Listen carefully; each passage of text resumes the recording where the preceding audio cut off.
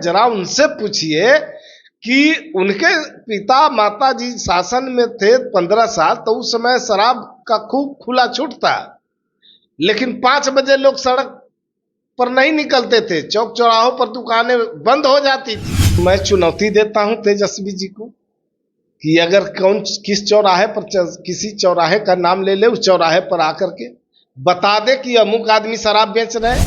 इस बार तो विपक्ष में है, लेकिन अगली बार विपक्ष में भी बैठने के लायक नहीं रहेंगे। शराबबंदी के बाद तमाम किस्म के अपराधों में भारी कमी आई।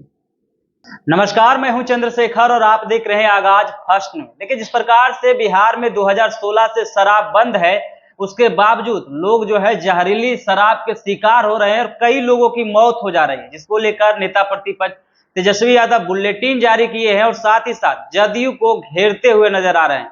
उस मुद्दे पे बात करने के लिए हमारे साथ जदयू प्रवक्ता हिमराज राम है। कैसे देखते हैं सर? एक तरफ जहां शराबबंदी है, दूसरी तरफ मौत हो रही है शराब से। देखिए, शराबबंदी कानून बिहार में लागू है और जब आप आंकड़ों का अध्ययन करेंगे तो आपको पता चलेगा कि शराबबंदी से पूर्व अपराध जो था, या महिलाओं पर हो या आम अपराध, शराबबंदी के बाद तमाम किस्म के अपराधों में भारी कमी आई, घरेलू हिंसा में कमी आई। और सबसे बड़ी बात यह है कि शराबबंदी का जो फैसला है वो सर्वदलीय निर्णय था। आदरणीय नेता नीतीश कुमार जी ने सभी दलों को आमंत्रित करके बुलाया था और सभी दलों से राय ली थी और सब लोगों ने इस पर अपनी सहमति दी थी और सर्वदलीय निर्णय इस पर था, और तब जाके शराबबंदी कानून लागू हुआ। और शराबबंदी कानून से राज्य को लाभ है। अब जो लोग आरोप लगा रहे हैं, जरा उनसे पूछिए कि उनके पिता माता जी शासन में थे 15 साल, तो उस समय शराब का खूब खुला छूट था, लेकिन 5 बजे लोग सड़क पर नहीं निकलते थे, चौक चौराहों पर दुकानें बंद हो जाती थी। और आज तो रात बिरात भी दुकानें खुली रहती है, लोग एक शहर से दूसरे शहर जाते रहे।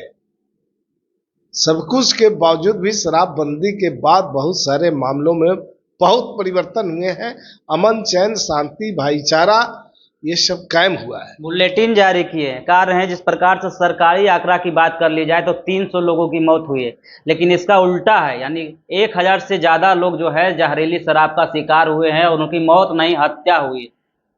जब शराबबंदी कानून लागू है राज्य में और जगह जगह पर इसके लिए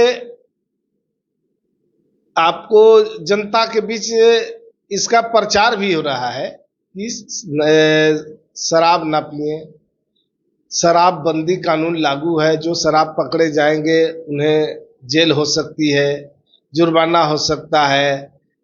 उसके बावजूद भी ये जगह जगह अभियान चला करके प्रचारित किया जाता रहा सरकारी स्तर पर, सामाजिक संस्थाओं के द्वारा भी, कि शराब का सेवन न करें, हो सकता है शराब में जहर हो सकता है।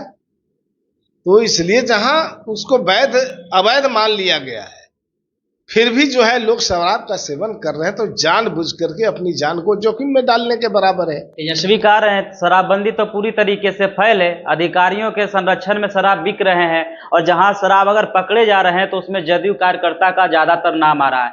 अब ये दुरुपयोग है या तो फिर संयोग है, ये वही बताएंगे। ये तो मैं चुनौती देता हूं तेजस्वी जी को कि अगर किस चौराहे पर किसी चौराहे का नाम ले ले, उस चौराहे पर आकर के बता दे कि अमुक आदमी शराब बेच रहे हैं, या नहीं तो पकड़ के बता दे। शराबबंदी निर्णय में ये लोग भी शामिल थे, तो इन लोगों का कर्तव्य भी बनता है कि जब कोई अगर शराब बेचता है, इस कानून का उल्लंघन करता है, तो उन लोग भी बतावे, लेकिन झूठा आरोप न लगावे। अगर आरोप लगा रहे हैं तो आपको बताना पड़ेगा कि कौन व्यक्ति किस जगह पर शराब बेचने का काम करता है और कौन सा पदाधिकारी का नाम लेते हैं, तो ये भी बताना पड़ेगा। नहीं तो जिस तरह से आपके ऊपर जो लांछन लगाए जाते रहे हैं कि जनता के बीच झूठ बोलने का, जनता के बीच गुमराह जनता को करने का, ये आरोप आपके ऊपर लगते रहेंगे और ऐसे भी बिहार की जनता आपको नकार चुकी है। इस बार तो विपक्ष में है, लेकिन अगली बार विपक्ष में भी बैठने के लायक नहीं रहेंगे। चलिए, ये थे जदयू के प्रदेश प्रवक्ता हिमराज राम। इन्होंने जहरीली शराब से हुई मौत को लेकर भी कहा और जिस प्रकार से तेजस्वी यादव शराब को लेकर बुलेटिन जारी किए हैं, उनके आरोपों को भी इन्होंने खंडन किया। बाकी बात इस वीडियो के बारे में आप क्या सोचते हैं, अपनी प्रतिक्रिया कमेंट्स में जरूर दें।